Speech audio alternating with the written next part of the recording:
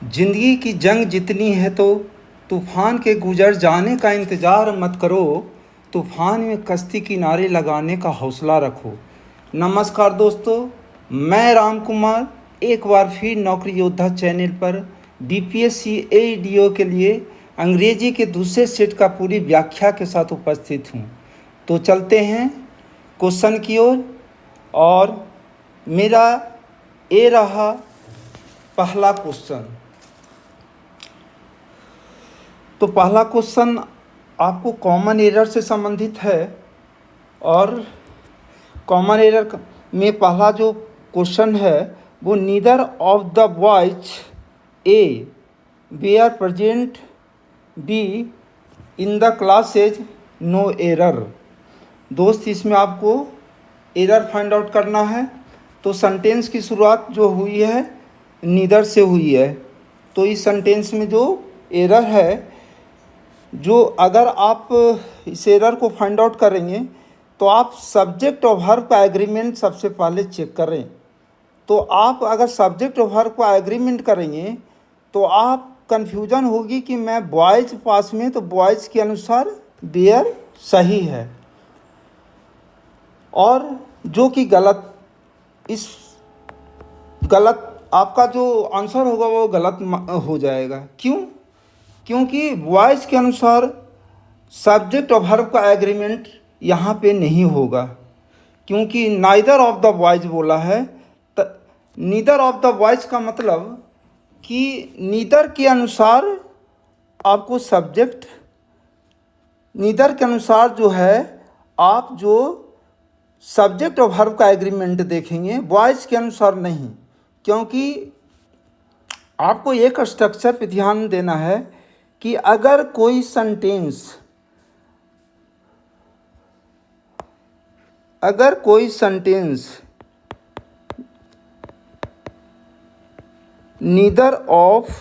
Neither या either दोनों में से कोई हो और इसके साथ ऑफ से जुड़ा हो और इसके बाद कोई नाउन आया हो, ये जो नाउन होगा नंबर 1 के प्लूरल नाउन होना चाहिए। कभी कभी एरर देता है तो यहाँ भी एरर होता है। तो यहाँ पे जो नाउन होना चाहिए प्लूरल होना चाहिए, क्योंकि ये डिस्ट्रीब्यूटिव प्रोनाउन है। नीदर और ईदर जो है डिस्ट्रीब्यूटिव प्रोनाउन है। चैप्टर प्रोनाउन में पढ़ेंगे तो डिस्ट्रीब्यूटिव प्रोनाउन है। तो नीदर का मतलब है कि सेंटेंस का अर्थ को समझे कि इन लड़कों में से कोई भी नहीं क्लास में उपस्थित थे। तो neither of the boys were present in the class. तो आप नीदर और ईदर के अनुसार लिए और इसके अनुसार जो वर्ब होगा वो सिंगुलर वर्ब यूज करेंगे, सिंगुलर वर्ब। तो इसके अनुसार क्या होगा, आप वॉच लिखेंगे। तो neither of the boys was present in the class, यानी एरर जो है बी पार्ट में एरर है। बी पार्ट आपका एरर हो गया। चलते हैं अगले क्वेश्चन में। The teacher asked the student that why they were late to school. आप इस सेंटेंस में देखेंगे क्लॉज पे फोकस करें। अगर आप डायरेक्ट और इनडायरेक्ट नरेशन पढ़े हैं ग्रामर में तो आप चीज़ों को स्ट्रेट फॉरवर्ड एरर है, आप चीज़ें पकड़ लेंगे कि कहाँ पे एरर है। 2 क्लॉज का यूज किया है। जब भी कोई भी इंट्रोगेटिव सेंटेंस हो जैसे व्हाई, तो ये ऑलरेडी खुद क्लॉज के रूप में काम करता है, तो डैट देने की ज़रूरत नहीं है। तो इसलिए सेंटेंस के रूप में दैट और व्हाई का यूज एक साथ नहीं करें। क्लॉज एक क्लॉज के रूप में यूज हुआ है। ठीक है, अगले क्वेश्चन की ओर चलते हैं। The patient died before the doctor arrived. इस सेंटेंस में आप देखें कि 2 सेंटेंस जुड़ा है और इस सेंटेंस में दोनों पास्ट में ही है, लेकिन एज ए ग्रामर आप ये दोनों जब सेंटेंस पास्ट में हो और जो घटना पहले घटी है उस सेंटेंस का स्ट्रक्चर क्या होता है, अगर कोई बिफोर से, एक मिनट दोस्तों,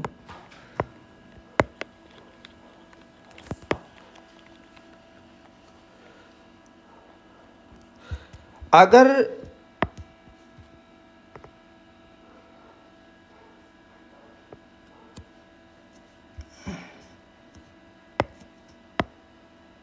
हाँ, अगर आप बिफोर से किसी सेंटेंस को, क्लॉज को जोड़ा जा रहा है तो जो घटना पहले घटी है उस घटने का जो स्ट्रक्चर होगा वो क्या होगा? Subject plus had plus V3, और जो घटना बाद में घटी है उसमें क्या होगा? Subject plus V2। तो अगर इस स्ट्रक्चर के अनुसार देखें तो एरर आपको पता चल जाएगा। क्या होना चाहिए? द पेशेंट हैड डाइड होना चाहिए, the patient had died before the doctor arrived.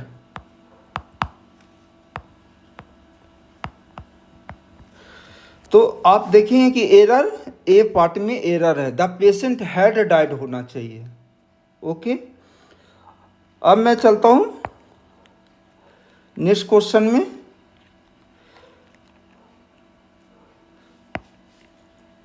Next question में क्या है कि he is one of the best player in the team.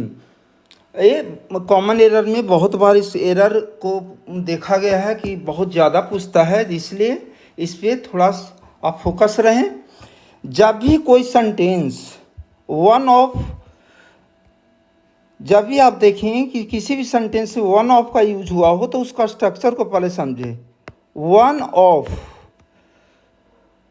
के बाद जो नाउन होगा वो हमेशा प्लुरल होगा, प्लुरल नाउन होना चाहिए। क्यों? क्योंकि इसमें सिलेक्शन की बात होती है। One of the best player बोला ही नहीं जा सकता। एक प्लेयर में एक का चुनाव कैसे किया जा सकता है? मैं एग्जांपल के तौर पे देता हूं कि अगर क्रिकेट में बोला जाए कि सचिन तेंदुलकर भी बेस्ट प्लेयर हैं, ब्रायन लारा भी बेस्ट प्लेयर हैं, और ऐसे से और भी बेस्ट प्लेयर हैं, तो उन बेस्ट प्लेयरों में ऐसा कर एक का सिलेक्शन करना हो तो क्या बोलना पड़ेगा? One of the best players, not player. तो यहाँ पे एरर आपको पता चल रहा है, क्या होना चाहिए? One of the best. Best superlative degree का सेंटेंस है, और जो प्लेयर है यहाँ फोकस करें, नाउन ये है तो नाउन को क्या कर देना? प्लेयर्स होना चाहिए, ये प्लुरल नाउन होगा। तो इस स्ट्रक्चर को आप याद रखें, वन ऑफ के बाद हमेशा प्लुरल नाउन आएगा। ठीक है, चलते हैं अब अगले क्वेश्चन में। अब अगले क्वेश्चन में क्या है लिखा है? Choose the word similar in the meaning to the given word. आपको जो वर्ड आगे दिए गए उनकी सिमिलर मीनिंग, सिमिलर मीनिंग का मतलब सिनोनिम्स। मैं पिछले वीडियो में जिक्र किया हूँ सिनोनिम्स। सिनोनिम्स का मतलब समानार्थक शब्द, सिमिलर मीनिंग रखने वाले। एवंडन, एवंडन का मतलब क्या होता है? एवंडन का मतलब हुआ कि त्याग देना, त्याग देना, या कब बोल सकते हैं छोड़ देना, छोड़ देना। तो इसका जो मीनिंग है, कुछ वर्ड्स हैं जो हमेशा एग्जाम में रिपीट करता है, आप याद रखेंगे। एवंडन का मतलब त्याग देना या छोड़ देना। तो इसका आप गिव अप लिख सकते हैं। गिव अप मीन्स होता है छोड़ना, या अबडिकेट लिख सकते हैं, सॉरी अबडिकेट, अबडिकेट, अबडिकेट, या रिनाउंस लिख सकते हैं, रिनाउंस, रिनाउंस। लीव भी, लीव, लीव मीन्स भी तो छोड़ना होता है। तो ऐसे बहुत सारे वर्ड हैं, बट आप फोकस करें कि 2 और 4 वर्ड अगर प्रतिदिन आप करते जाएंगे तो 30 दिन के बाद आपके पास इनफ वर्ड पावर हो जाएंगे, एनरिच हो जाएंगे। लेकिन दोस्त इन सारे मीनिंग में थोड़ी थोड़ी अंतर है, बट आपको सिमिलर वर्ड बोलेंगे तो सिमिलर वर्ड गिव अप होता है बुरी आदत को त्यागना। अब्डिकेट का मतलब होता है जैसे कि कोई राजा है और अपने गद्दी को छोड़ रहा है, तो अब्डिकेट मैंने गद्दी छोड़ना, तो अब्डिकेट का यूज करता है। थोड़ा करेक्ट यूजेज ऑफ वर्ड्स को भी जानना जरूरी है ताकि फिलअप में आप अच्छा कर पाएंगे। अब्डिकेट,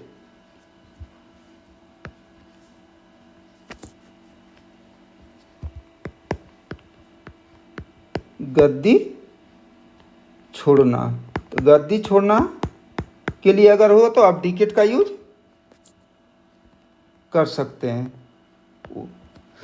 और रिनाउंस, रिनाउंस का मतलब होता है कि अगर कोई, एग्जाम्पल के तौर पे मैं बताता हूँ कि अगर कोई सन्यासी है तो अपने सारे जो मेरे लाइफ से संबंधित जितना भी भोग विलासी लाइफ है उस चीज़ को वो लोग त्याग देते हैं, घर को भी त्याग देते हैं।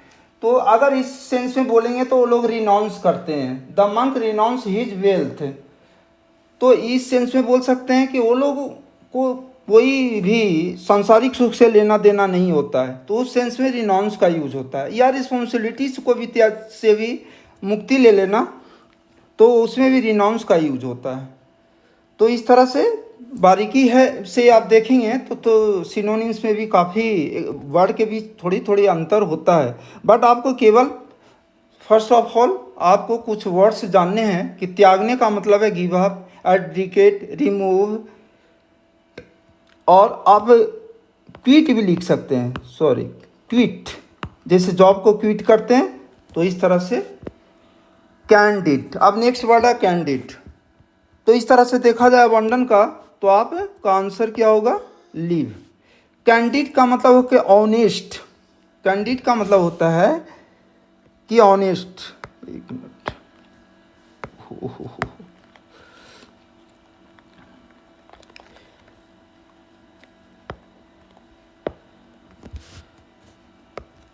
कैंडिड का मतलब ऑनेस्ट, ट्रूथफुल, ट्रूथफुल। तो ऑनेस्ट का मतलब क्या कि जैसे कि कैंडिड स्टेटमेंट यानी फ्रैंक। तो कैंडिड स्टेटमेंट का मतलब कि कुछ भी हिडन नहीं, कुछ भी छुपाया हुआ नहीं है इस स्टेटमेंट में, तो इस स्टेटमेंट को कैंडिड स्टेटमेंट बोला जा सकता है। तो इस तरह से अगर सेंटेंस में आप यूज करेंगे तो कैंडिड का सेंस में आप यूज कर सकते हैं। तो ऑनेस्ट, ट्रूथफुल और फ्रैंक। तो आप अगर ऑप्शन में देखेंगे तो इसके अनुसार क्या हो जाएगा, फ्रैंक। और अबंडन का लीव। ट्रैंक्विल, ट्रैंक्विल का मतलब, ट्रैंक्विल का सिनोनिम्स बोला जाए तो शांत। ट्रैंक्विल का मतलब होता है शांत, शांत कहें तो काम जिसको बोल सकते हैं। जैसे आप अगर कभी आप स्टडी कर रहे हैं और आपके काफ़ी बेचैन हैं तो आप क्या करते हैं, ट्रैंक्विल प्लेस पे जाके आप अपने आप को रिलीव करते हैं। तो इस तरह से ट्रैंक्विल का सेंस होता है शांत यानी काम। तो ट्रैंक्विल का अगर देखेंगे सिनोनिम्स तो क्या होगा, यहाँ पे काम होगा, काम होगा। पीसफुल भी लिख सकते हैं, पीसफुल, ठीक है। जैसे कि अगर योगा करते हैं, योगा करने के बाद आप जो फील करते हैं वो ट्रैंक्विल फीलिंग का होता है आपको। After meditation, after meditation you feel tranquil, या ट्रैंक्विल एनवायरनमेंट भी बोल सकते हैं, शांत वातावरण। अगर एडजेक्टिव है, ट्रैंक्विल क्या है, एडजेक्टिव है। दोस्तों थोड़ा आप जब वर्ड पावर पढ़ें तो चीज़ों को जाने क्या है। अबंडन वर्ब है, ट्रैंक्विल एडजेक्टिव है, और कैंडिड भी एडजेक्टिव है और ट्रैंक्विल भी एडजेक्टिव है। और as parts of the speech आपको इन चीज़ों को यूज करना है सेंटेंस में। ट्रैंक्विल एनवायरनमेंट, तो आपको दिमाग में आ जाना चाहिए कि वो शांत एनवायरनमेंट के बारे में बात हो रही है। तो चलते हैं अगले क्वेश्चन में। ऑब्सक्यूर, ऑब्सक्योर, इसको पढ़ेंगे ऑब्सक्योर। ऑब्सक्योर का मतलब क्या होता है? ऑब्सक्योर का मतलब होता है कि वो जो कि नॉट क्लियर, इसका मतलब हो गया नॉट क्लियर, नॉट क्लियर, यानी कुछ ना कुछ उसके अंदर छुपा हुआ। नॉट क्लियर का मतलब कि वो हिडन है, तो हिडन का मतलब कि वो क्लियर नहीं है, या धुंधला भी बोल सकते हैं, अस्पष्ट, अस्पष्ट। और एक धुंधला, धुंधला मान लेते हैं कि बादल छाया है काफ़ी और वो आगे का वो दिखाई नहीं दे रहा है, तो ऑब्सक्यूर हो जाता है। तो लेकिन फिगरेटिव वर्ड भी होता है। फिगरेटिव वर्ड में क्या? ऑब्सक्यूर स्टेटमेंट। तो ऑब्सक्यूर स्टेटमेंट का मतलब कि आपका स्टेटमेंट है वो कहीं ना कहीं छुपा हुआ है, उसमें वो क्लियर स्टेटमेंट नहीं है, आप कुछ ना कुछ चीज़ों को छुपा रहे हैं, तो उस सिचुएशन बोलेंगे ऑब्सक्यूर, ऑब्सक्योर। ठीक है, तो इस तरह से देखा है तो एंटोनिम्स आपको चूज करना है। तो एंटोनिम्स का मतलब कि ऑब्सक्यूर में नॉट क्लियर, तो यहाँ पे क्या होगा? आप क्लियर आप बोल सकते हैं। ठीक है, हिडन, हिडन क्या है? हिडन इसका सिनोनिम्स हो गया, तो आपको तो एंटोनिम्स देना है, तो यहाँ पे एंटोनिम्स इसका हो जाएगा नॉट क्लियर का क्लियर। बेग, बेग का मतलब देखिए ऑब्सक्यूर का सिनोनिम्स ही है बेग, लेकिन बेग का मतलब वो भी होता है, क्या होता है? जो अस्पष्ट, इसका भी होता है नॉट क्लियर, नॉट क्लियर। तो अगर बोलेगा योर स्टेटमेंट इज वेग, तो इसका मतलब कि आप जो बोल रहे हैं वो स्टेटमेंट क्लियर नहीं है। तो अगर देखा जाए तो इनडिफिनिट होगा नहीं, अनसर्टेन हो ही नहीं सकता, कंफ्यूज हो। डिस्टिंक्ट, डिस्टिंक्ट का मतलब होता है स्पष्ट, डिस्टिंक्ट का मतलब होता है स्पष्ट, क्लियर। चलिए आगे चलते हैं। होस्टाइल, ये बहुत इंपॉर्टेंट, सारे वर्ड जो मैं जिक्र कर रहा हूँ प्रीवियस ईयर में बार बार आपको देखने को मिलेगा। प्रीवियस ईयर में भी ये सारे क्वेश्चन हैं, अभी तक जो पूछे हैं वो वर्ड में भी आपको मिलेंगे, बार बार रिपीटेशन होता है शब्द वर्ड का, तो ये काफ़ी इंपॉर्टेंट है, इसलिए आप रिवीजन करते रहें। उन वर्ड्स वर्ड पावर को ना रिवीजन करें जो एग्ज़ाम में आता ही नहीं है, क्लिष्ट वर्ड से कोई भी लेना देना नहीं है आपको। चलिए ऑब्सक्योर क्या है? ऑब्सक्योर भी एडजेक्टिव है, ठीक है, ये फोकस करें। और बेग भी एडजेक्टिव है, निगेटिव वर्ड है, नहीं होना चाहिए। ऑब्सक्योर माने नॉट क्लियर, बेग एडजेक्टिव है, होस्टाइल भी एडजेक्टिव है। ठीक है, होस्टाइल मीन्स होता है दुश्मनी, क्या बोलते हैं? दुश्मनी पूर्ण। ठीक है, तो होस्टाइल में शत्रुता भी बोल सकते हैं, क्या बोल सकते हैं? शत्रुता। तो होस्टाइल को देखें तो अनफ्रेंडली, इसका मीनिंग हो गया अनफ्रेंडली। एक मिनट दोस्त, मैं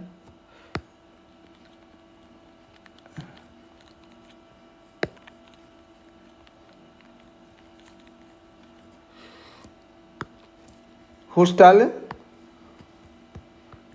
अनफ्रेंडली, अनफ्रेंडली, तो अनफ्रेंडली का मतलब शत्रुता, शत्रुतापूर्ण, ये एडजेक्टिव है, इसलिए आप शत्रुतापूर्ण लिखेंगे। होस्टाइल तो अनफ्रेंडली, तो यहाँ पे इसका एंटोनिम्स क्या हो जाएगा? फ्रेंडली। ठीक है दोस्तों, मैं आगे चलता हूँ अगले क्वेश्चन में। अब आप देखेंगे कि वन वर्ड सब्स्टिट्यूशन, एक मिनट, वन वर्ड सब्स्टिट्यूशन मैं बोल रखा हूँ कि वन वर्ड सब्स्टिट्यूशन,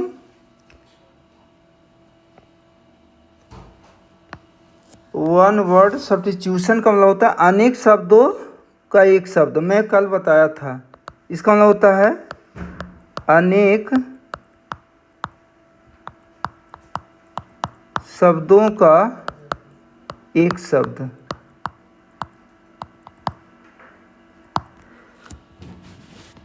जिसको अनेकार्थक शब्द बोलते हैं हिंदी में, क्योंकि हिंदी का आपका परीक्षा है तो इससे हिंदी और इंग्लिश दोनों कवरेज होगा।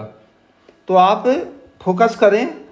वन वर्ड सब्स्टिट्यूशन में क्या है कि पहला क्वेश्चन क्या है, person who knows many languages, वह व्यक्ति जो मेनी लैंग्वेजेज, जो बहुत भाषा जानता हो।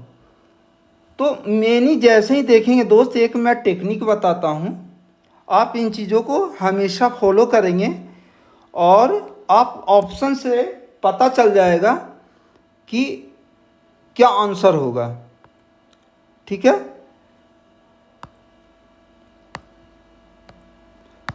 हाँ, मेनी रूट वर्ड कुछ मैं बताने जा रहा हूँ, आप याद रखें। अगर मोनो से कोई सेंटेंस शुरू होगा, मोनो से सॉरी कोई वर्ड शुरू हो रहा था, वन का सेंस है वो। ठीक है, जैसे मोनोगैमी, एक शादी करने का प्रथा। अगर यहाँ पे बात करें इस संदर्भ में, लैंग्वेज की इस संदर्भ में बात है, इसलिए मैं लैंग्वेज के संदर्भ में बात करूँगा। मोनो, अब बाई मीन्स होता है टू, बाई मीन्स क्या होता है, टू। जैसे बाईगैमी, बाईलेटरल, दो देश के बीच जो रिलेशन है, relationship between the two countries is known bilateral. तो बाई मीन्स टू होता है, तो ये रूट वर्ड्स है। तो मोनो मीन्स वन, याद कर लेंगे, बाई मीन्स टू, और पोली मीन्स मेनी। पोली मीन्स क्या होता है, एक मिनट,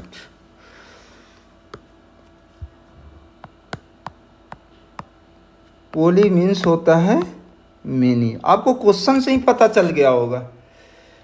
तो यहाँ पे क्या वर्ड है कि मेनी है तो पोली जो रहना जरूरी है। तो पोली देखिए किसमें आपको दिख रहा है, पोलीग्लॉट, अग्लॉट लैंग्वेज से वर्ड होता है।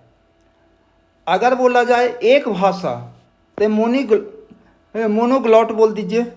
ठीक है, सेंटेंस का फॉर्मेशन करेंगे तो चेंजेस थोड़ा सा होता है, जब रूट वर्ड जुड़ता है ना तो कुछ चेंजिंग होता है। यहाँ पे मोनो मीन्स वन होता है, ग्लॉट को जोड़ेंगे तो उसे एक भाषा लेंगे, मोनोग्लॉट।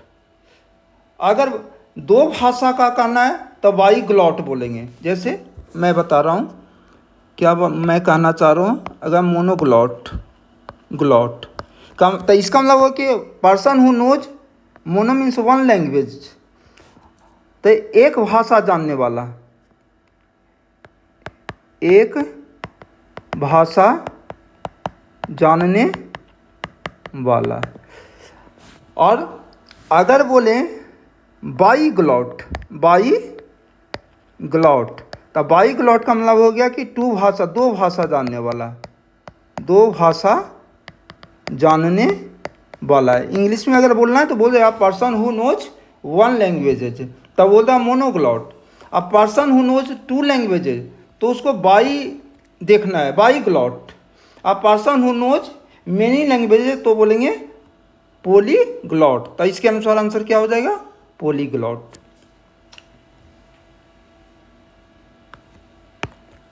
ओहो,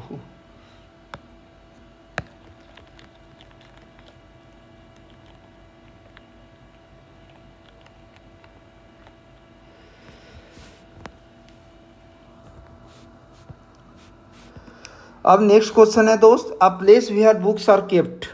ये आप जानते हैं, a place where books are kept, library. क्या होगा इसका, लाइब्रेरी। नेक्स्ट है क्या, a speech made without preparation, ऐसा स्पीच जो बिना तैयारी के बोला जाता है उसे बोलते हैं एक्सटेम्परी। क्या बोलते हैं, एक्सटेम्परी, एक्सटेम्परी बोलेंगे। ठीक है, एक्सटेम्परी तो बिना जो तैयारी का जो बोला जाता है, किस भी टॉपिक में आपको दिया गया और बिना तैयारी का स्पीच दे दिए तो उसको बोला जाता है एक्सटेम्परी। ठीक है, अगले क्वेश्चन में क्या, एडियम्स एंड फ्रेजेज है। इडियम्स एंड फ्रेजेज में जो अर्थ होता है उसके बैकग्राउंड में देखेंगे तो उसका सीधे वो उल्टा अर्थ निकलेगा। आप जो वर्ड देख रहे हैं ना, उससे कंसर्न फिगरेटिव वर्ड जो होता है, फिगरेटिव मीनिंग निकलता है। पहला क्या है, to burn the night oil. तो आप समझने का प्रयास करें क्या आंसर होगा। To work late at night, to waste time, समय की बर्बादी करना, टू स्लीप अर्ली, सवेरे सो जाना, to study in the morning, सुबह में पढ़ना। अगर आप ऐसे भी समझेंगे तो चीज़ों को आप पकड़ लेंगे। क्या है कि अगर आधी रात तक आप तेल को जला रहे हैं, आप ऐसे समझिए, तो इसका मतलब क्या कर रहे हैं, to work late at night. जैसे मैं अभी आपके लिए वीडियो बना रहा हूँ, रात का समय है तो काफ़ी मैंने रात हो गई है, तो मैं इस चीज़ को बोल सकता हूँ to work the midnight oil. तो इसका लिए आंसर हो जाएगा to work late at night, रात में देर तक काम करना। ठीक है। अगला क्वेश्चन है a person who can speak many languages. अभी जस्ट आया है, रिपीटेशन है, मेनी लैंग्वेज जानने वाले, मेनी पोली यानी पोलीग्लॉट, पोलीग्लॉट। ठीक है। तो आपको पोलीग्लॉट यहाँ से आपको पता चलेगा, मेनी जैसे ही देखेंगे वन वर्ड सब्स्टिट्यूशन में तो पोली मिलेगा आपको वर्ड में। अगला क्वेश्चन है person who believes in fate, जो अपने किस्मत में विश्वास करता हो। इसमें वो कुछ वर्ड हैं जो आपको जानना है, जो बार बार पूछता है दोस्त। मैं उसका ऑप्शन से मैं बताना चाहूँगा। पहले पेसिमिस्ट, पेसिमिस्ट का मतलब होता है, पेसिमिस्ट का मतलब होता है निराशावादी। पेसिमिस्ट का मतलब, पेसिमिस्ट, एक मिनट, पेसिमिस्ट, पेसिमिस्ट का मतलब निराशावादी,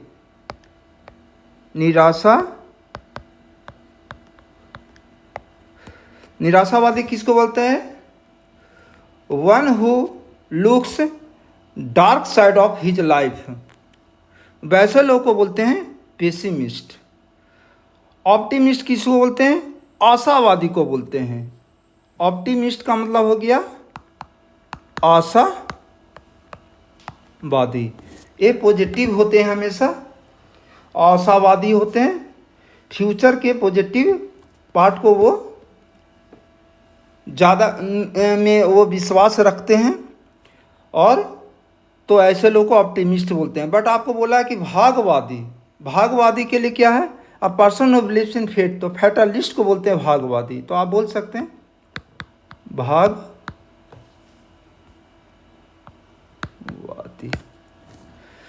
चलिए ठीक है, अगले क्वेश्चन की ओर चलते हैं।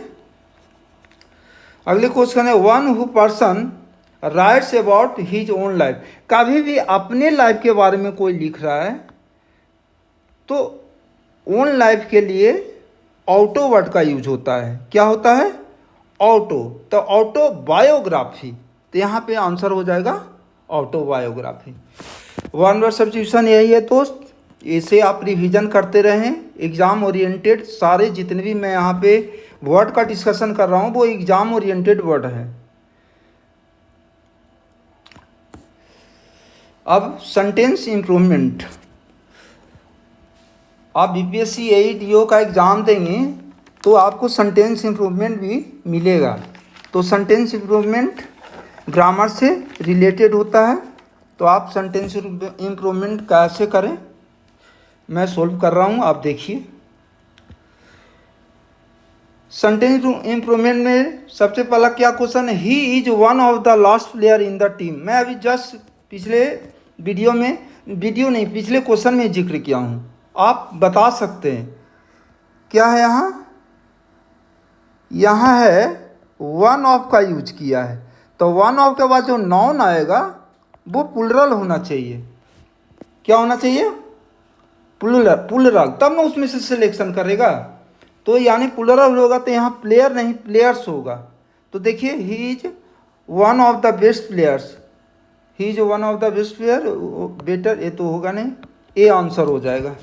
यहाँ पे क्या मैं बोलना चाह रहा हूँ, मैं पिछले वीडियो में लिखा हूँ वन ऑफ के बाद जो नाउन आएगा वो प्लुरल नाउन हमेशा यूज होता है, ये याद रखेंगे।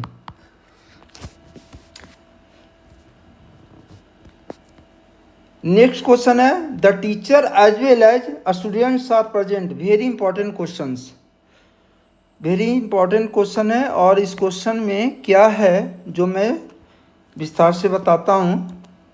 इस क्वेश्चन में क्या है कि एज वेल एज से दो सब्जेक्ट को जोड़ा गया है और सब्जेक्ट को जोड़ा गया है, तो जब सब्जेक्ट और वर्ब एग्रीमेंट करेंगे तो आपको कैसे पता चलेगा कि किसके अनुसार करें। तो आप देखिए, मैं बोल रहा हूँ कि आपको इन चीज़ों को रूल बाय रूल याद प्रैक्टिस करना होगा। प्रैक्टिस करते करते चीज़ें आपको समझ में आ जाएगी।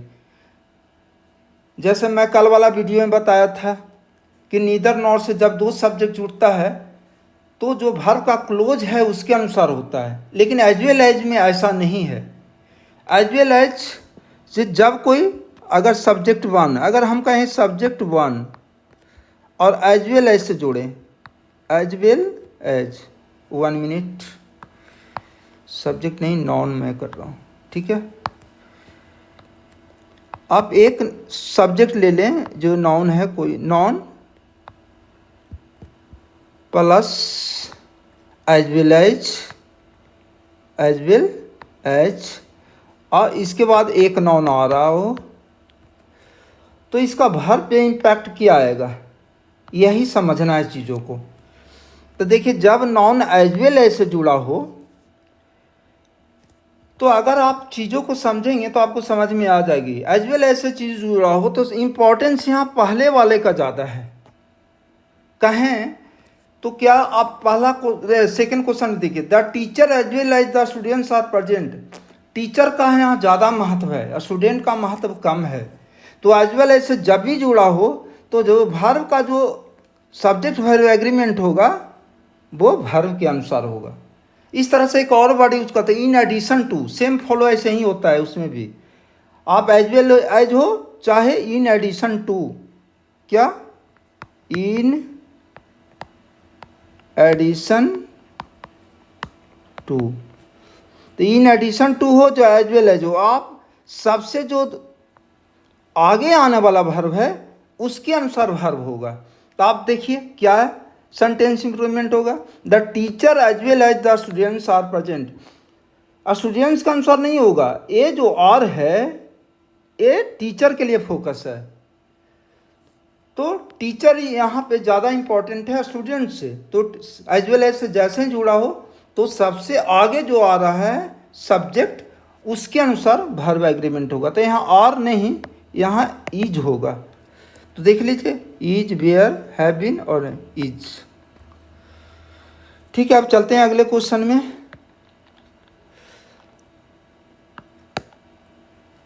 एक मिनट,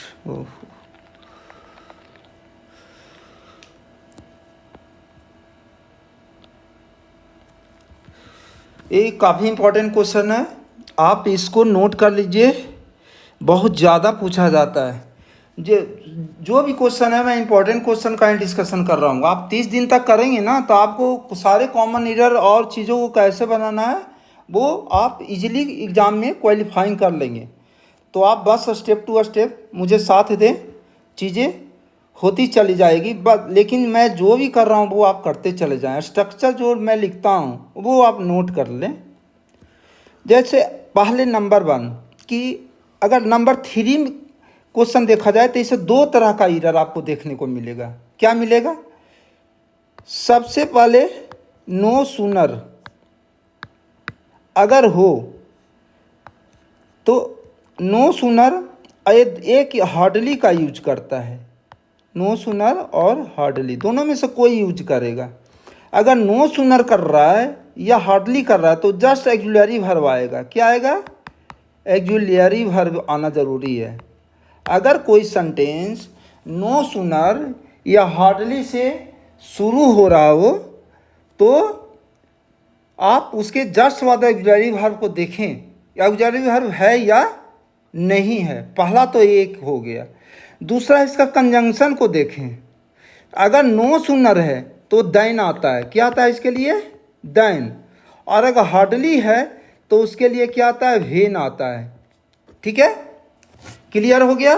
नो सूनर के बाद एक्जुलरी वर्ब आना चाहिए, पहला कंडीशन, और इसके साथ जो क्लॉज आएगा वो दैन आएगा।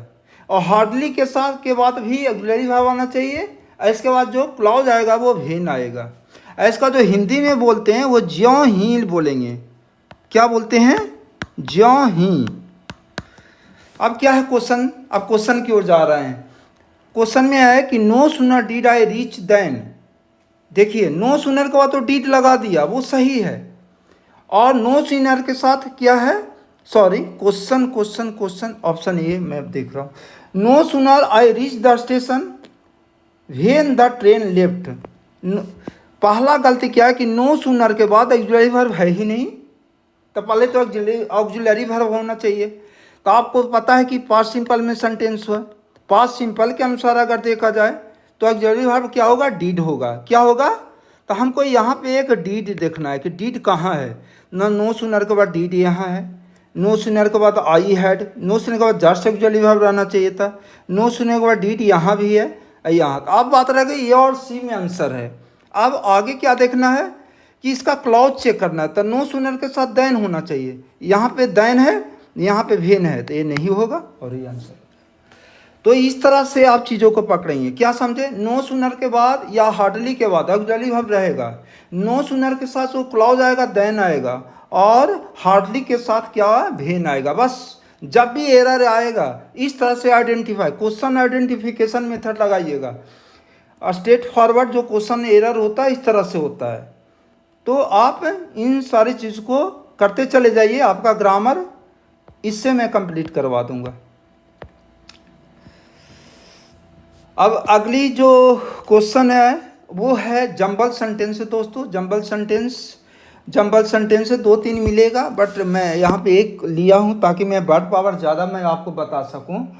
तो जंबल सेंटेंस का टेक्निक मैं बताऊँगा, जब एग्ज़ाम होगा तो वो मेरा जो ट्रिक है और मैराथन में इससे संबंधित मैं लाऊंगा कि जो भी मैं पढ़ाया हूँ सारा रिवीजन 3 घंटे के अंदर कर दूंगा। अभी तो मैं विस्तार से बता रहा हूँ ताकि आप चीज़ों को समझ जाए, मैराथन के दौरान मुझे परेशानी नहीं होगी। चलिए, जब भी आप कोई भी जंबल सेंटेंस बनाए तो एक टेक्निक मैं बता रहा हूँ कि कोई भी सेंटेंस जब बनाते तो एक सब्जेक्ट होता है, एक वर्ब होता है, एक ऑब्जेक्ट होता है। तो नंबर 1, जब आप सेंटेंस से पॉजिटिव सेंटेंस है तब कभी भी ऑक्सिलरी वर्ब तो शुरू कर नहीं सकते हैं। यहाँ पे कोई ना कोई सब्जेक्ट नाउन हो सकता है, प्रीपोजिशन से भी शुरू नहीं हो सकता है। तो देखें कौन सा ऐसा चीज़ है जो इसमें नाउन है, उसको आगे लाएंगे। तो देखिए ईज है, कभी पहला सेंटेंस नहीं हो सकता है। आ सेंटेंस दैट क्लॉज शुरू में नहीं, इस तरह से तो होगा नहीं। तो आप पूरे सेंटेंस को पहले पढ़ लें। Is the smallest unit a sentence that Conway a complete meaning of the language. अब इसका अर्थ आप अगर समझ गए तो आप कर लेंगे इजीली। सेंटेंस देखिए एक नाउन है तो सेंटेंस यहाँ पे आ जाएगा, पहले सेंटेंस से शुरू करना है। उसके बाद देखिए दैट है, इससे सेंटेंस शुरू हो नहीं सकता, यहाँ ऑफ है। तो आप इस तरह से समझे तो इतना पक्का है कि सेंटेंस जो शुरू होने वाला है वो क्यू से शुरू होगा। तो आपका ऑप्शन ए और बी में चूज है, यानी कि एलिमिनेशन मेथड से भी काम करना है आपको। ये दोनों तो होगा नहीं, बस इसको चेक कर लीजिए आप। तो आज सेंटेंस, ठीक है। अब सेंटेंस के बाद क्या है कि क्या है, is the smallest unit that Conway a complete meaning of the language. Sentence का डेफिनेशन दिया है, क्या sentence is the smallest unit.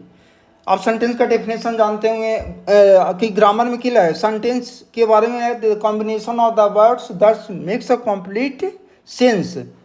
तो आप समझिए चीज़ को आप समझेंगे ना तो जंबल सेंटेंस बनाना आसान होगा। सेंटेंस एक तो स्मॉलेस्ट यूनिट है लिखा है, a sentence is the smallest unit that convey, देखिए रिलेटिव प्रोनाउन के रूप में काम कर रहा है दैट।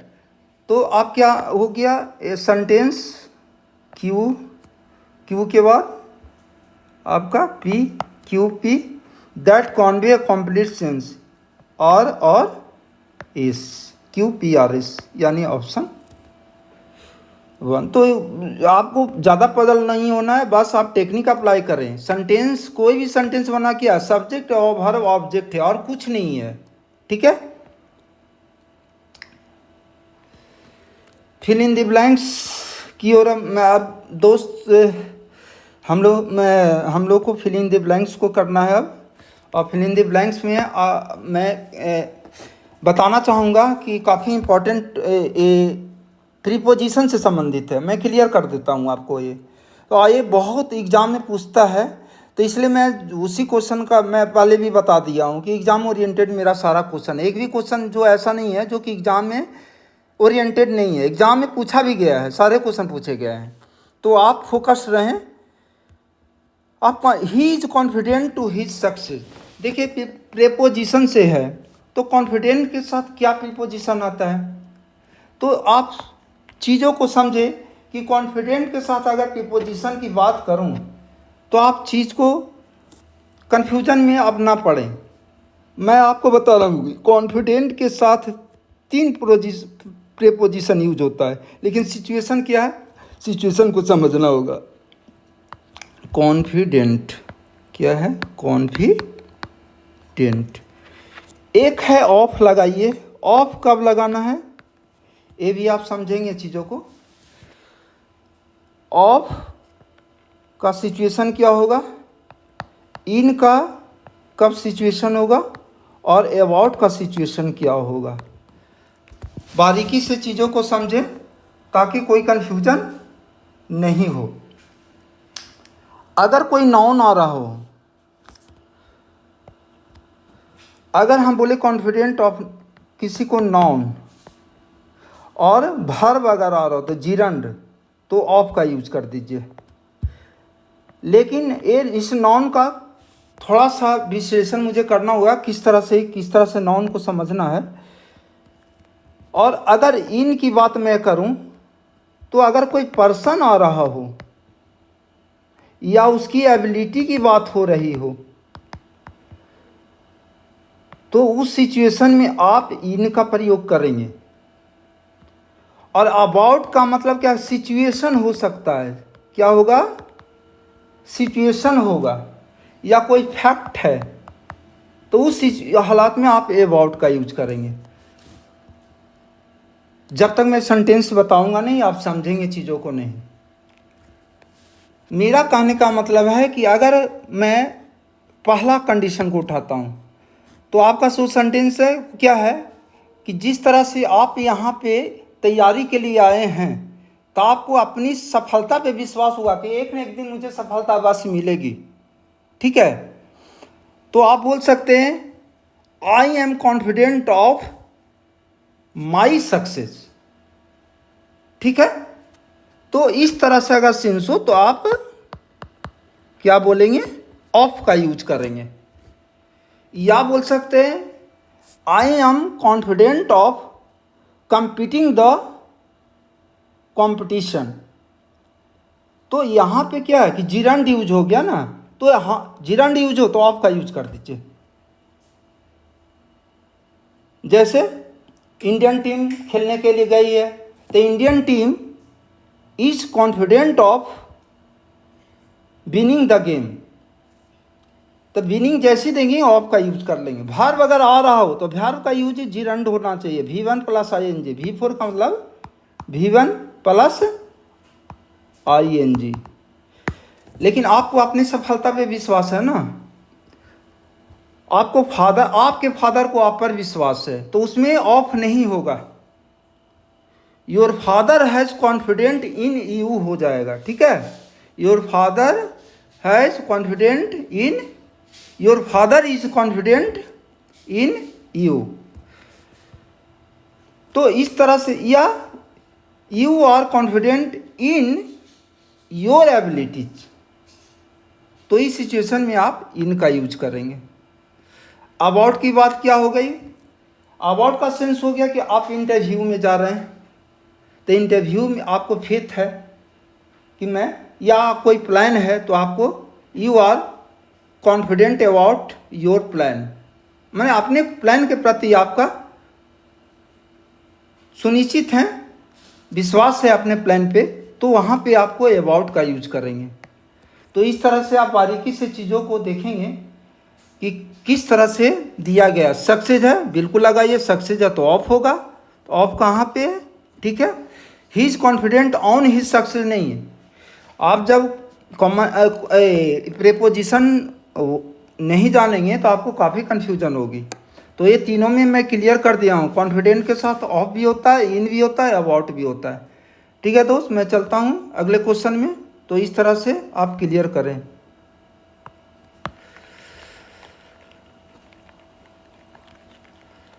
और मेरा जो लास्ट है वो है, क्या है, the child was afraid the dark, मैंने वो अंधेरे से डरा था। तो क्या होगा इसका? एफ्रेड के साथ ऑफ आता है, क्या आता है? एफ्रेड के साथ प्रीपोजिशन ऑफ आता है। एफ्रेड का मतलब क्या? स्केयर्ड, एक वर्ड आता है स्केयर्ड भी होता है। तो ठीक है, तो एफ्रेड के साथ देखेंगे तो ऑफ का यूज करेंगे। ओ, इसके बाद स्पेलिंग मिस्टेक, स्पेलिंग मिस्टेक है दोस्त, लास्ट है स्पेलिंग मिस्टेक। स्पेलिंग मिस्टेक क्या है? बिलीव का स्पेलिंग, देखिए आप स्पेलिंग जानते हैं ना, तो स्पेलिंग मिस्टेक में क्या सबसे बड़ी दिक्कत है कि जब आप ऑप्शन को दो देखेंगे तो आप कंफ्यूज हो जाएंगे। आपको पता है कि बिलीव का स्पेलिंग क्या होता है, लेकिन आप ऑप्शन को देखेंगे, लेकिन आप कुछ देर के लिए रिकॉल करेंगे तो चीज़ें याद आ जाएगी। बिलीव का स्पेलिंग होता है, या आप एक बार लिख ले कहीं, जैसे बिलीव देखें आपने खुद लिखे, जो लिखेंगे वो सही आप, अदरवाइज ऑप्शन देखेंगे तो कंफ्यूज हो जाएंगे। तो बिलीव क्या है? BELIEVE, कहाँ पे ऑप्शन है? BELE होगा नहीं, BELIEVE, BELIEV, ये तो होगा ही नहीं, ये तो ऐसे ही कट गया। BELIEVE, तो बिलीव। तो बिलीव में अब क्या देखें कि एल के बाद आई आता है। अच्छा, रिसीव, देखिए ये दोनों में कंफ्यूज। रिसीव, अगला क्वेश्चन है रिसीव, तो रिसीव में क्या होगा? पहला है RECIEVE, ये तो हो ही नहीं सकता है। RECEAVE नहीं, RECEIVE, REI, बताइए कौन होगा? रिसीव का स्पेलिंग क्या होगा?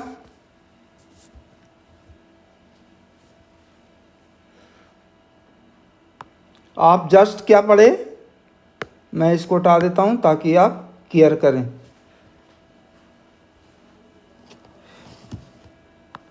आप जस्ट बिलीव का जो है ना उसका अपोजिट सोचिए। बिलीव में BELI, तो RECEIVE होगा। ठीक है, क्या होगा? RECEIVE, receive.